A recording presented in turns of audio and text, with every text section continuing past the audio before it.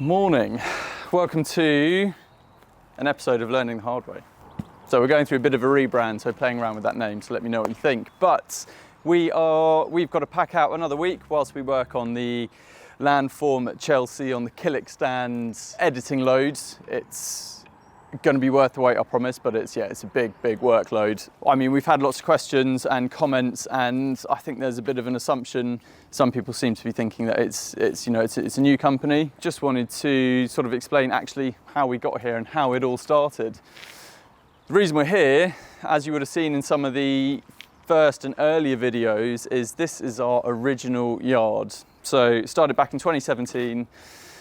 Self-employed, one-man bands laying little Indian sandstone patios in the village. It was me, an old transit tipper, very much like the one that we've got over there, which is still for sale, and Baloo, my little pup. He is the same age as Hardwood, basically. Originally, was sort of just working out the van, didn't have a lot of kit, was using the garage in my rented house at the time, and this was the first place we moved into once I'd bought my first digger, which as of this month is clear on finance. So originally moved into this little unit here. So it had an old knackered garage door on it, as you can still sort of see. That fell apart in a storm and stopped working, so we put these doors on it. It's always just felt very temporary. It leaks. It's an absolute mess at the moment, and I don't mind you seeing some of the kit that's in here because we are mid-move. So originally started just in here. As you do, you move into somewhere bigger and you just fill it. So we then took on the next door along and the next door along. So in those doors, very much a similar sort of situation. That one, for example, we started buying some materials in bulk to save costs. So things like flow points, cement, things that we needed to keep out the rain, they went in there. We then also needed a bigger area. So we took on these lean-tos. So as you can see, there's been pretty minimal investment from us. It always felt very temporary, and as far as I'm aware, they've got planning permission to put houses on here. So they were never keen to upgrade our infrastructure. It was enough of a fight to get electricity put in. Another way, as the company grew, that we started to save costs was rather than fill every time a tipper was full of whatever waste it might be. So we would tip it here and let it accumulate until it was big enough to justify a grab lorry. So as you can see, we pretty much have a grab pile here now. It's a mixture of hardcore and muck. And then the hope is, once that grab pile's gone, once we burnt, once that very full skip is also gone, none of those things are going to come back here. They're all going to start moving over to the next yard. So yeah, we filled up the space, but it's got to the point where our kit's got nicer, we've got smarter, we've got more and more of it. We need dry, safe, lockable, secure, presentable storage and yard space, which is why we're moving a couple of miles down the road into the yard that we're going to see now.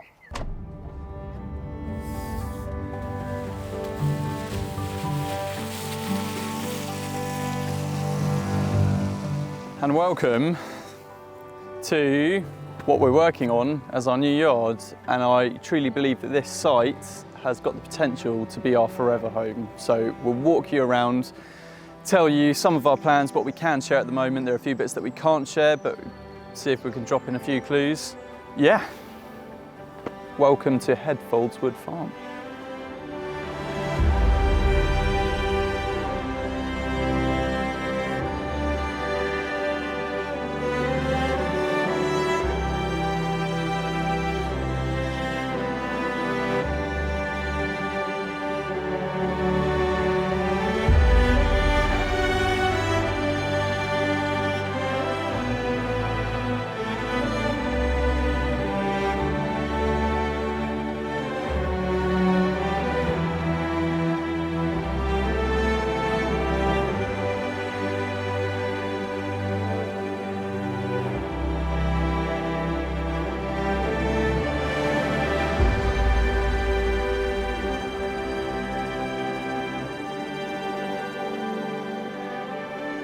Yeah, welcome to the farm. A little bit of an overview here and how we're here. A lot of people have asked if we own the land that we are working on. We don't. We're in an area of the country. If we wanted to buy somewhere we could use commercially, it would cost millions. Fortunately and unfortunately, we're in a very affluent area of the country. There are big inflations on land values. So we've had the opportunity to work with these guys here, very good family friends. I actually went to nursery school with the farmer and then secondary school, so I've been very good friends for a long time. He has now taken over the operation and day-to-day running of the farm. And as with many farms, they have sort of put up with and tolerated facilities and equipment that probably aren't quite fit for purpose, and there's been a lot of sort of making do and Rufus, oi! Now, with Henry coming in, it's that fresh, young entrepreneurialism, wanting to, well, just essentially looking at the operation with the eyes of it's going to be him for the next 30, 40 years. How can we, or how can he make it more efficient? I'm going to put him in the car, sorry mate. Come here, get in. Good boys, in, get in. You can stay out, you're all right. He's got his rock. Cool. As I was saying, this is an arable farm. The existing infrastructure, so barns and sheds, weren't big enough for what they were producing. You can't get lorries in and out. The yard wasn't concreted. So part of that process, they've had an opportunity to change the use of our first barn to commercial. So from agricultural to commercial, which is why we're here. We'll take you around there now. It's all a little bit all over the place. Everything that you can currently see is going to be changing significantly. Lots of big things are going. Everything's going to be really opened up, stepping away from the farm and not making sure we're bumping into tractors on every corner. We're going to be coming through here. So again, all opened out, all cleaned up. We're going to be taking trees out of the pond, really opening that up as well. All of this concrete courtyard, again, going to be cleaned up. Our first move here is this. So it's an old, well, it's their old shed, used for storage of machines, and then during harvest, see crops. Pretty substantial refurbishment of these buildings. So new roof, new walls, new doors, electricity put into them, revolutionary, I know. And initially we are moving into, well, currently moving into this.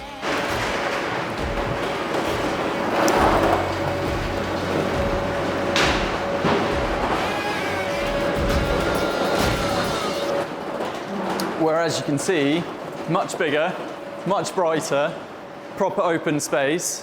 What we're planning on doing then is obviously organising this as efficiently and neatly as possible. So we're coming up with a floor plan to suit our current business needs. So we're going to be putting bays for each of the machines that we own and operate. So we currently have 3 diggers, a little dumper and our Bobcat skid steer. So they will all have bays in here with all of their sort of ancillaries and bits of kit as well. Lots of shelving, lots of organising, so it's going to be a good usable space. The farm will then be working on their new shed, so what they will be moving into. And once that's done, we're going to be occupying the second half as well. So eventually, hopefully not too eventually, but eventually this will all be ours. It's great here because as we've got our growth plans, as we're hitting those targets, you know, we keep needing more space and more infrastructure and more this, and because the farm we're also sort of doing the same, as we need an extra bit frees up. It's a relationship that works well. It's obviously a significant jump in monthly costs, this side alone, so that's 1,500 plus VAT per month to hire that space. So by the time we are into this whole barn, this is going to be costing us 3,000 per month, so 3,600 including VAT. You can see there's been some work going on. So as you've seen in our latest vlog, we've been working on this area. So this is pretty much there now. As you can see, the roller's here, so we're going to be giving all of this crushed concrete and hardcore a really good roll, then putting the shuttering in, then we're ready for concrete. So what we are trying to achieve is obviously making this concrete courtyard significantly bigger. That will then tie into the concrete that I said will be our access, and what that means is our vans coming in and out stay nice and clean. So we're just on concrete from the road to the yard. Everything is kept clean, everything is kept tidy. We then also have future plans, and I can't divulge too much into what that looks like or what we're doing yet, because there are some things that need to happen first. That obviously involves keeping neighbours and the council happy, but that barn there and that barn there are also part of our future plans. So because we have taken on a bigger area, and there are areas that are shared with the farm, what we want to avoid doing is making it so sort of agricultural and commercial that it just becomes a very uninspiring sea of concrete. We've commissioned Adam Vetra, as you've seen, to do the design. So we're actually having the whole yard space properly designed by him. We are then having everything visualised by Christy over at Concepts Conveyed, which is incredibly exciting for us. They're a fantastic company. Hopefully it's with those visuals we can then go to the right sort of people and get the right sort of money in place and partnerships and etc. to make the whole vision work.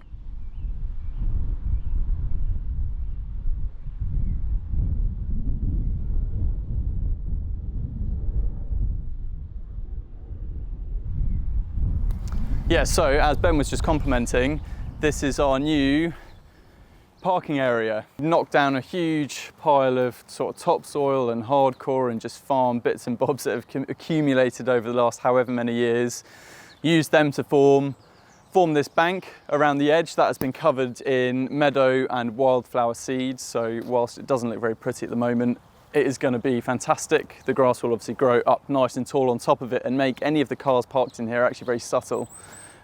Which is what we wanted to achieve, and then using sort of leftover bits on the farm and stuff that they've had piled up for years again, we have put a good layer of crushed concrete everywhere, and then we've topped it off with all of these old road planings, old tarmac and type 1 basically. So it's compacted down really well. Hopefully summer appears and things have the opportunity to dry out a little bit. We'll give it its final top dressing and get it looking really lovely. But yeah, that's just another little improvement we've made here. And then we'll talk through what I'm getting loads of questions about, and that is our offices. Cool, so Hardwood. Downstairs is where the Hardwood Landscapes heart is, I guess. It's been very quickly thrown together. So as you can see, what we have is a refurbished site office, so site container. It came very just white, empty, nothing was really here. So whilst we still need to put a few things in here, there's some shelves, there's filing cabinets. Initially, this is what we're currently working off and to. So we've got media team are down here. So this is their sort of space and area. We've got ADR office manager sits here. And then we've got Matt heading up landscaping and horticulture and maintenance. We've got a little kitchenette at the back. You can keep themselves going with teas, coffees, warm food, got a fridge to keep things in, etc, etc. This desk at the moment is a spare and sort of, as you can see, lending itself to being a bit of a dumping ground. We are still not plumbed in, so we're working off water coolers. That's fine. We've got electricity and that is the main thing. But yeah, sort of what you see is what you get, really. This is the office that the Hardwood team are currently working out of. So I'll show you upstairs. Yeah, so Hardwood downstairs and then me upstairs basically. So what I wanted to try and achieve is not just having an office, but having a space that's sort of big and spacious that I can actually work in with hopefully a clear head. Doesn't happen often. That paired with a space where we can invite people over. So people that we're working on projects with, people we're collaborating with, any of my sort of management team. This is it. I think it's important to remember that we are still in we're still in a shipping container. But as you can see, there's been a little bit more of a refurb up here.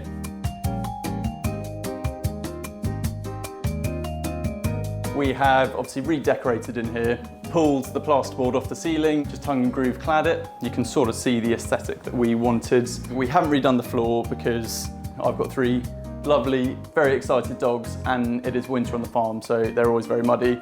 I'm also normally quite muddy, so having a floor that we can just easily clean was the priority. But yeah, I'm pretty happy with it. It's a space that I can feel quite calm in, feel quite settled in, be quite creative in. You know, it's a huge step for me in my career having this is my office. So we'll talk you through some of the numbers now and what this actually looks like. So containers were to furnish everything was probably, label was probably 1, 2. Cool, you going? We've had lots of questions about these offices, what they actually cost to implement and what they're then like to live with. The reason that we went for them was the fact that they're temporary structures, so they're movable temporary structures, so fall perfectly into a bit of a grey area in planning. They cost about £10,000 each. What we did is pay the deposit and the VAT for those, and we then financed the cost of the rest of it to try and reduce the impact on our cash flow, and we pay about £600 a month for these offices. As always, there are all the little unforeseens that suddenly blow budgets way out of the water and leave you sort of scratching around. So aside from being able to finance the units themselves, everything else we had to stump up through our own cash flow. And I think, being totally honest, we're still dealing with the after effects of that now. We put in heating and cooling units in each one. That was at about the cost of £6,000 plus VAT. So that was a bit of a hit. The first couple of months that they ran, our electric bill was about £700. The furnishing costs for upstairs and downstairs, to how we've done it, is around £4,000. And then the materials needed for changing these spaces, so paint, timber.